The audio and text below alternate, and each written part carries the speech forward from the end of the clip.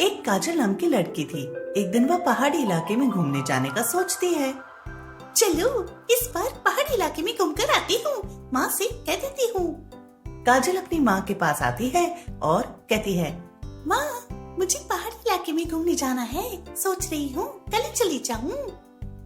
नहीं नहीं, कोई जरूरत नहीं, ऐसी जगहों पर जाने का वहाँ बहुत खतरा होगा। माँ ऐसा कुछ भी नहीं, बिल्कुल पास में ही तो है, मैं घूम कर आती हूँ। काजल घूमने जाने का मन बना लेती है। अगले दिन, अरे काजल ये ले, कुछ खाने के लिए भी लेती जा, भूख लग जाएगी तो क्या खाएगी। काजल वो डब्बा ले लेती है और पहाड़ी इलाके में घूमने चली जाती है। घूमते घूमते थक जाती है और एक ओर बैठ जाती है। आज धूप बहुत तेज है, जल्दी ही घूम कर घर चली जाती हूँ। आसपास कोई भी नहीं था। जब काजल बैठी थी तभी उसके हाथ से नाश्ते वाला डब्बा छूट जाता है और नीचे खाई में जाकर गिरता है। अरे ये क्या हो गया, डब्बा तो नीचे गिर गया, माँ को क्या बोलूंगी। काजल उठ जाती है और थोड़ी देर और घूमने के बाद वहां से वापस घर जाने का सोचती है। जब वह वापस घर आ रही थी तभी उसका पैर फिसल जाता है और वो पहाड़ से नीचे गिर जाती है। पहाड़ से नीचे गिरने की वजह से उसका पैर और हाथ टूट जाता है और वह उठ नहीं पाती है। हे भगवान, ये क्या हो गया, मैं तो उठ भी नहीं पा रही और दर्द तो बढ़ता ही जा रहा है। काजल रोने लगती है। तभी हवा में उड़ता हुआ एक अजीब सा प्राणी आता है। तुम कौन हो और यहाँ क्या कर रहे? अरे मेरा नाम चोगा है, मैं तुम्हारी मदद करने आया हूँ। मैं जादुई शक्तियाँ जानता हूँ, यहीं पहाड़ के नीचे वाली खाई में रहता हूँ। तुम्हें थी ना जिसने खाना नीचे फेंका था?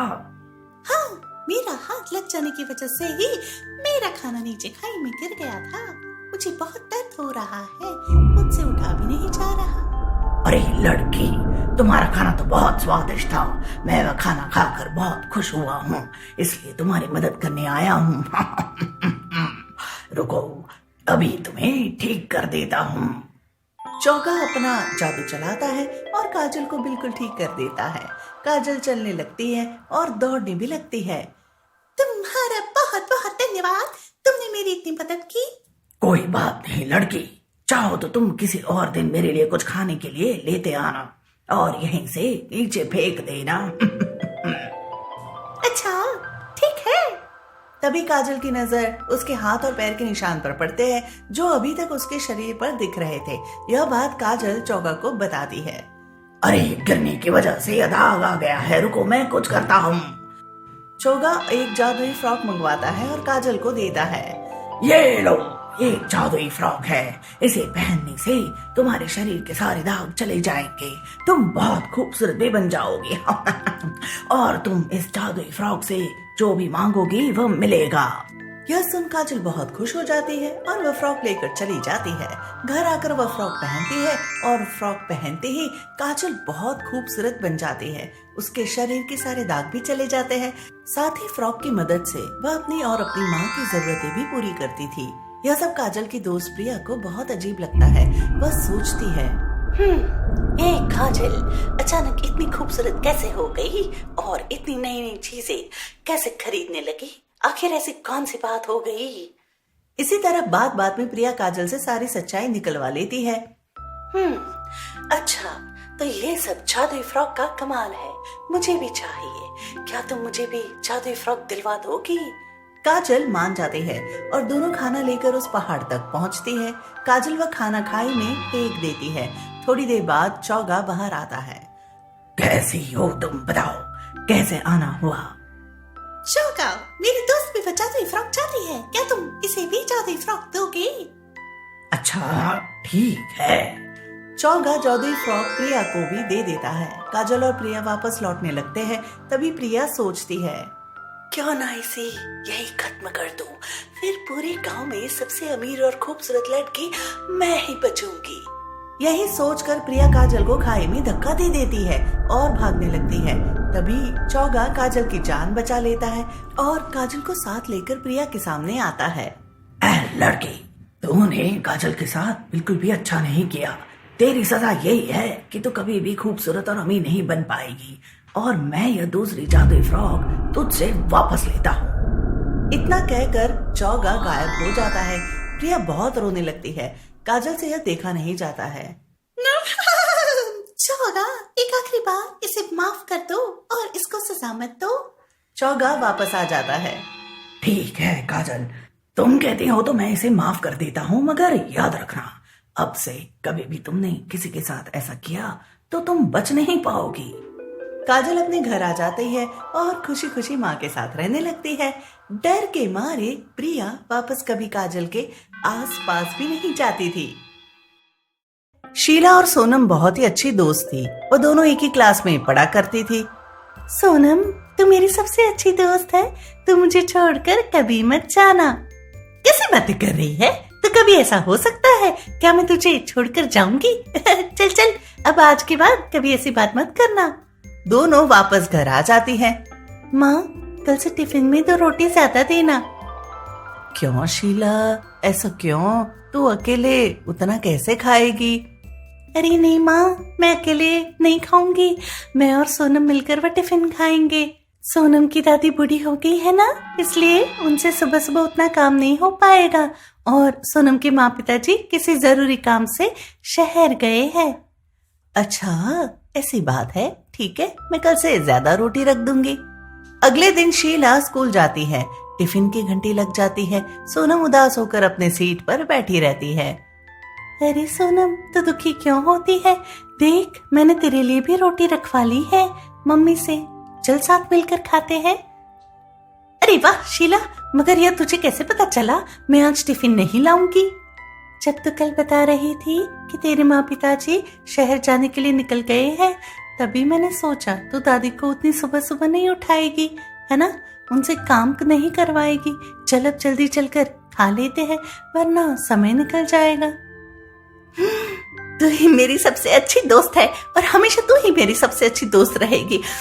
दोनों मिलकर खाना खत्म कर लेते हैं। सब कुछ सही चल रहा था। तभी एक दिन शीला और सोनम के क्लास में एक पलक नाम की नई लड़की आती है। वह शीला से दोस्ती करना चाहती है। शीला और सोनम आपस में बात किया करती थी, मगर पलक उनके पास आती थी तो वह उससे भी बात कर लेती थी। धीरे धीरे पलक उन दोनों के बीच में आने लगी और उसे सोनम से जलन होने लगी।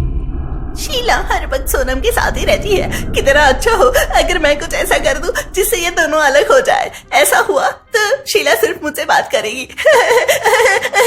ऐसा सोचकर वो मौका ढूंढने लगती है कब वो शीला को सोनम के प्रति भड़काए। जब भी शीला अकेली होती, पलक उसके पास जाकर उससे बात करने लगती और कुछ बुरी बुरी बातें सोनम के बारे में बोल देती, जिससे शीला गुस्सा हो जाती थी। उस पर पलक कहती थी, देखो शीला, तुम सोनम के बारे में क्या सोचती हो वो तुम्हारी सोच है, और मैं उसके बारे में क्या सोचती हूँ वो मेरी सोच है। तुम्हें मानना है तो मानो, नहीं मानना तो मत मानो। धीरे धीरे पलक शीला के मन में सोनम के लिए बहुत गलत गलत बात डालने लगी। सोनम को समय ही नहीं मिल रहा है कि वह शीला के साथ अकेले बैठ पाए। इसी तरह उन दोनों के बीच दूरियां आने लगती है और अब शीला हर छोटी छोटी बातों पर सोनम से लड़ने लगती थी। पलक यह सब देख बहुत खुश होती है। ऐसे ही ये दोनों लड़ते रहे, फिर मैं ही शीला की सबसे अच्छी दोस्त बन जाऊंगी। कुछ महीनों तक यही चलता रहा। फिर एक दिन सोनम ने सोचा, ये अचानक हम दोनों के बीच इतनी लड़ाइयां क्या होने लगी? पहले तो ऐसा कुछ भी नहीं होता था। मुझे लगता है मुझे ही उससे बात करके सब कुछ सही कर लेना चाहिए। यही सोचकर एक दिन जब शीला स्कूल से वापस घर आ रही थी, तभी सोनम उसे रोक लेती है। रुको शीला, मेरी बात सुनो, तुम मुझसे बात क्यों नहीं कर रही? अच्छा, मैं तुमसे बात नहीं कर रही या तुम मुझसे बात नहीं कर रही? इसी तरह वह दोनों कई घंटों तक बात करती है। फिर उन दोनों के बीच सब पहले जैसा हो जाता है। अगले दिन दोनों साथ में स्कूल आती है। यह देख पलक गुस्सा हो जाती है, ये दोनों फिर से साथ हो गई।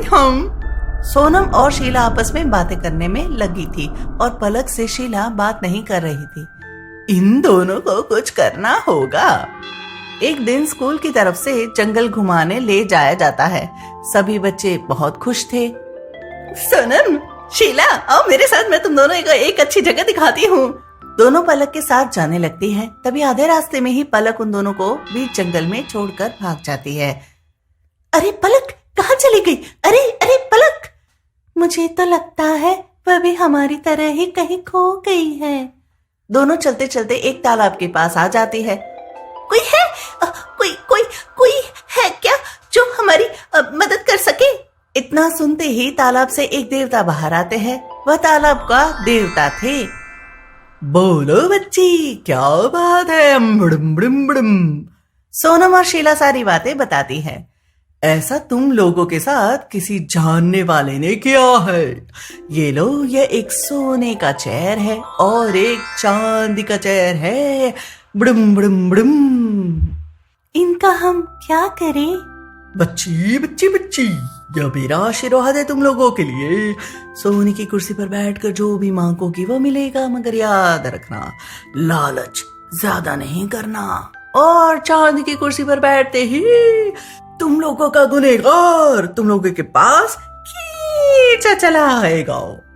बुड़म बुड़म बुड़म बुड़म। चांदी की कुर्सी पर पहले सोनम बैठती है, फिर शीला। दोनों जैसे ही बैठकर उठती है, पलक वहां खींची चली आती है, उस कुर्सी पर बैठ जाती है। सारी सच्चाई बताओ, सारी सच्चाई बताओ। बुड़म बुड़म बुड़म। पलक डर जाती है, सारी सच्चाई उन लोगों को बता देती है। उसके बाद चांदी की कुर्सी गायब हो जाती है। आज के बाद कभी भी तुमने ऐसा करने की कोशिश की तो अच्छा नहीं होगा।